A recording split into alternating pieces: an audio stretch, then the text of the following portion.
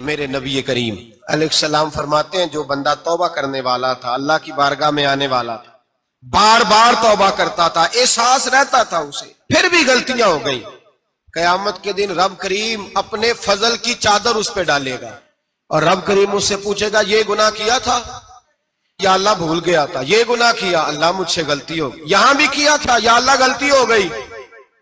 نبی پاک صلی اللہ علیہ وسلم فرماتے چھوٹے چھوٹے گناہ اللہ دکھا رہا ہے اور اسے کہہ رہا ہے یہ کیا تھا مانتا جا رہا ہے۔ رب کریم فرماتا ہے پتہ ہے میں تیرے ساتھ کیا کرنے والا ہوں؟